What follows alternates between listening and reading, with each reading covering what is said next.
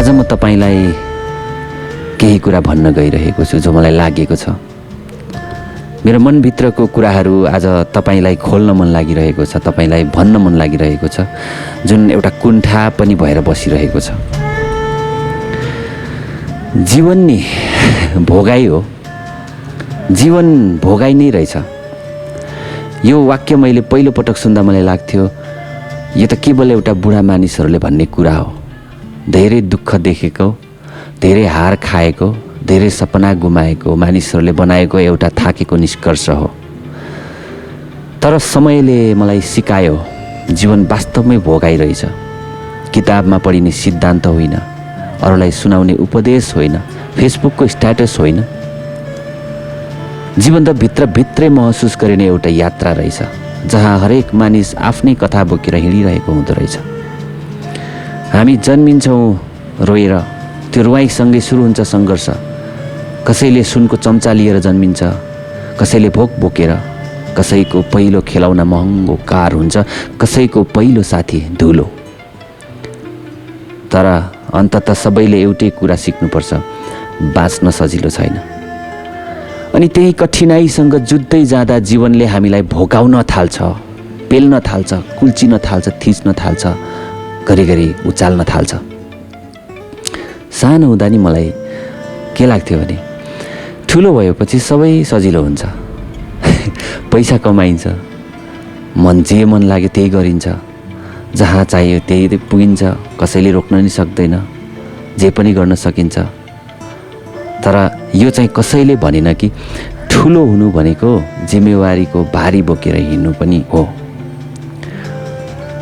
उमेर बढ्दै जाँदा सपना मात्रै बढ्दै जाँदैन, डर पनि बढ्दै जाँदो रहेछ। मान्छेहरू मात्र भेटिँदो रहेनछन्, विश्वासघात पनि भेटिँदो रहेछ। सफलता मात्रै आउँदो रहेनछ, एक्लोपन पनि सँगसँगै आउँदो रहेछ। जीवनले मलाई धेरै पटक लडायो। कति पटक यस्तो लाग्यो अब सकिँदैन, अब यो बाटो हिँड्न सकिँदैन। तर अचम्म के भयो भने हरेक चोटपछि, हरेक ठक्करपछि म फेरि उठेँ, एक्लै उठेँ। किनकि जीवनले अर्को कुरा पनि त सिकायो, मान्छे आफूले सोचे जस्तो कमजोर पनि हुँदैन। भित्र कतै एउटा अदृश्य शक्ति लुकिएको हुन्छ, जुन सबै ढोका बन्द हुँदा पनि भन्छ अझै सकिएको छैन है। कहिलेकाहीँ रातको 2 बजेतिर निन्द्रा हराउँछ, कोठा अँध्यारो हुन्छ, मोबाइलको स्क्रिन पनि निभेको हुन्छ, बाहिर सन्नाटा हुन्छ, अनि त्यही सन्नाटाभित्र हजारौँ आवाज गुन्जिन्छन्। पुरा सम्झना आउँछन्, छुटेका मानिसहरू सम्झिन्छन्, अधुरा सपना आँखा अगाडि नाच्छन्। अनि मनले प्रश्न गर्छ यति दौडधुप आखिर किन, के को लागि? तर जवाफ फेरि सजिलो हुँदैन। हामी सबै कुनै न कुनै कुरा खोजिरहेका छौँ। कसैले पैसा, कसैले माया, कसैले सम्मान, कसैले शान्ति। तर अचम्म के छ भने धेरैजसो मानिसले आफूले खोजेको कुरा पाएपछि पनि सन्तुष्टि पाउँदैनन्। किनभने समस्या बाहिर कम, भित्र धेरै हुन्छ नि त।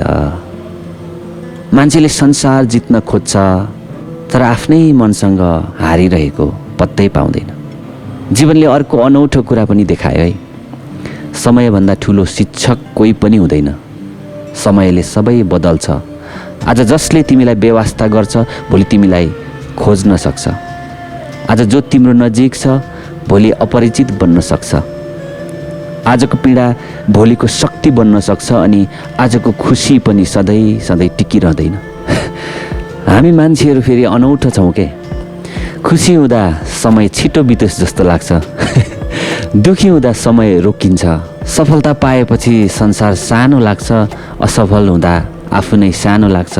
तर जीवनले कहिल्यै कसैलाई एउटै अवस्थामा भने राख्दैन।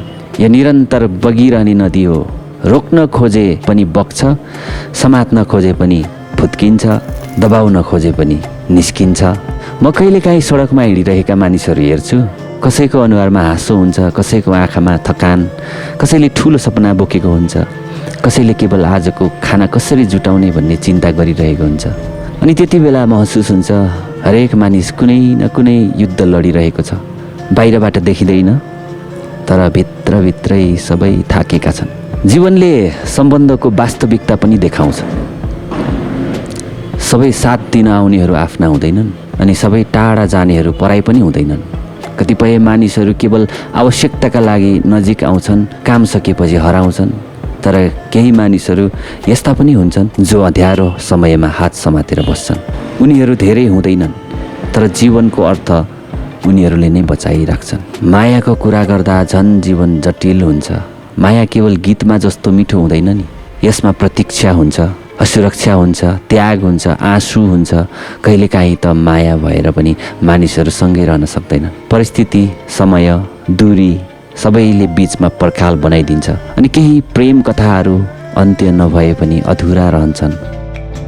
तर अधुरा कुरा नै जीवनका सबैभन्दा गहिरा पाठ बन्छन्।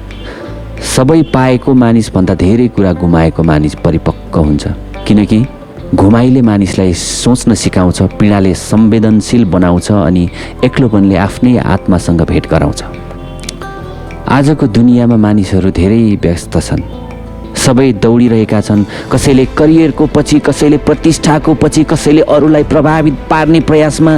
तर त्यही दौडधुपमा धेरैले आफूलाई हराइरहेका छन्। मुस्कान कृत्रिम बन्दैछ, सम्बन्ध औपचारिक बन्दैछन् अनि आत्मा थाक्दै गइरहेको छ। कसैलाई पत्तै छैन। सामाजिक सञ्जालले झन् अर्को भ्रम सृजना गरिरहेको छ। सबै खुसी देखिन्छन्, सबै सफल देखिन्छन्, तर स्क्रिनको पछाडि कति आँसु छन् त्यो कसैले देख्दैन।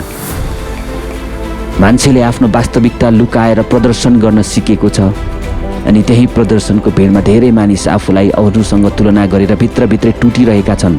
जीवनले मलाई सिकाएको एउटा ठुलो कुरा के हो भने सफलता भनेको केवल पैसा होइन, शान्त निन्द्रा पनि सफलता हो। साँचो साथी हुनु पनि सफलता हो। परिवारसँग हाँस्न पाउनु पनि सफलता हो। आफैलाई घृणा नगरी ऐनामा हेर्न सक्नु पनि सफलता हो। कहिलेकाहीँ हामी धेरै ठुलो कुरा खोज्दै साना खुसीहरू गुमाउँछौँ। बिहानको घाम, आमाको आवाज, साथीको हाँसो, चियाको गन्ध, वर्षाको आवाज, यी सबै जीवनमा साना तर अमूल्य उपहार हुन्। तर मान्छे सधैँ टाढाको सुख खोज्दै नजिकको आनन्द बिर्सन्छ। मलाई लाग्छ जीवनको सबैभन्दा कठिन युद्ध आफ्नै मनसँग हुन्छ। बाहिरको शत्रुसँग लड्न सजिलो छ, तर भित्रको डर, असफलताको भावना, आत्मसन्देह यीसँग लड्न गाह्रो छ। कतिपय मानिस बाहिरबाट बलिया देखिन्छन् तर भित्रभित्रै चिच्याइरहेका हुन्छन्। कसैले कसैलाई देखेर तुरुन्त निर्णय गर्नु हुँदैन। जो धेरै हाँसिरहेको छ उनी सबैभन्दा धेरै रोएको हुन सक्छ। जो चुपचाप छ उनी धेरै कुरा सहेर बसेको हुन सक्छ। मानिसको कथा अनुहारले बताउँदैन। जीवनको अर्को सत्य के हो भने सबै कुरा हाम्रो नियन्त्रणमा हुँदैन। हामी योजना बनाउँछौँ, सपना देख्छौँ, मेहनत गर्छौँ, तर कहिलेकाहीँ परिणाम हाम्रो पक्षमा आउँदैन।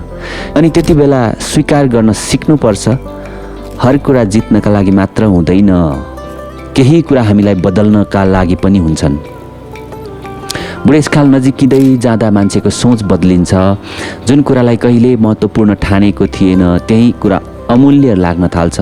परिवार, स्वास्थ्य, मानसिक शान्ति यी सबैभन्दा ठुलो सम्पत्ति रहेछन् भन्ने बुझिन्छ।